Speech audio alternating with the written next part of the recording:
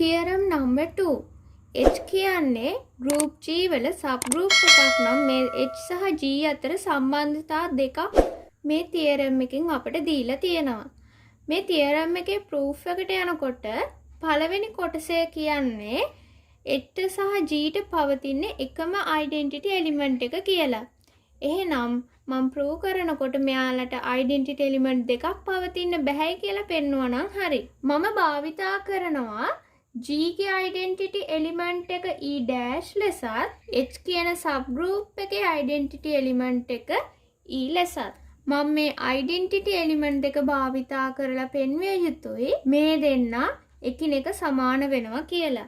එහෙම වුණොත් මට පුළුවන් කියන්න H ට සහ G ට පවතින එකම identity element එක කියලා. මම මුලින්ම H කියන subgroup එක භාවිතා කරනවා.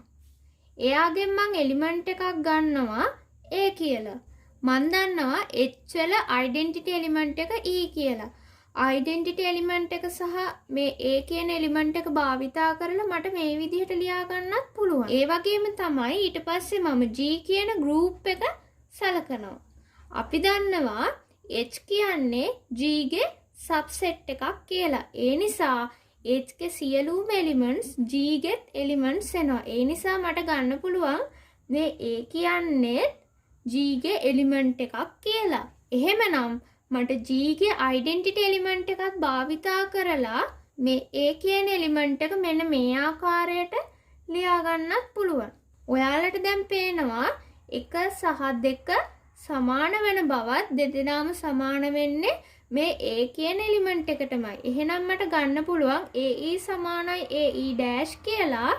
ඊළඟ පියවරේදී මට ලැබෙනවා E සමානයි E dash කියලා. මම මෙතනදී භාවිතා කරනවා අපි කලින් ඉගෙනගත්තු left cancellation law එක. එහෙනම් මට ඇවිල්ලා තියෙනවා මේ දෙන්නටම පවතින එකම identity element එක කියලා. ඒ කියන්නේ අපි මේකේ පළවෙනි point එක prove කරලා ඉවරයි. මේ theorem එකේ දෙවෙනි point එකෙන් අපිට කියනවා මේ H වල කිසියම් element එකක inverse element එක G ට අදාළවත් inverse element එකක් වෙනවා කියලා. inverse element එකට යනකොට අපට වැදගත් වෙන්නේ අපි ලබා ගන්න identity element එක. මම භාවිතා කරන්නම් H කියන subgroup එකේ සහ G කියන group එකේ identity element එක දැන් E කියලා. එතකොට මම මෙතනදී H වලදී A කියන element එකට අදාළව එයාගේ inverse element එක A1 ලෙසත් G කියන group එකේදී A කියන element එකට අදාළව inverse element එක A2 කියලා ලබා ගන්නවා. එතකොට මම පෙන්නුවොත් මේ A1 සහ A2 සමානයි කියලා මට පුළුවන් කියන්න H ගේ කිසියම් එලිමන්ට් එකකට පවතින ඉන්වර්ස් එලිමන්ට් එක G ට අදාළවත් ඉන්වර්ස් එලිමන්ට් එකක් වෙනවා කියලා.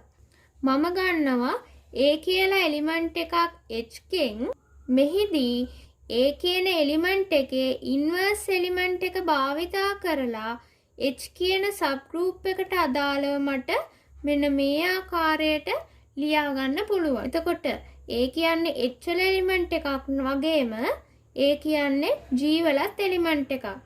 එහෙනම් මේ A සහ G හිදී පැවතිය යුතු A ඉන්වර්ස් එලිමන්ට් එක භාවිතා කරලා මට මේ ආකාරයට සම්බන්ධතාවය ලියා ගන්නත් පුළුවන්. මෙතනදී අපි ලබා ගත්තා H සහ G ට එකම identity element එක පවතින්නේ කියලා. අපි ඒක කලින් ඔප්පු කළා. එහෙනම් ඔයාලට පැහැදිලිව පෙනෙනවා 3 සහ 4 සමීකරණ සමාන වෙන බවත් ඒවා සමාන වෙන්නේ එකම identity element එකට බවත්. එම නිසා අපට ලැබෙනවා AA1 සමානයි AA2 කියලා.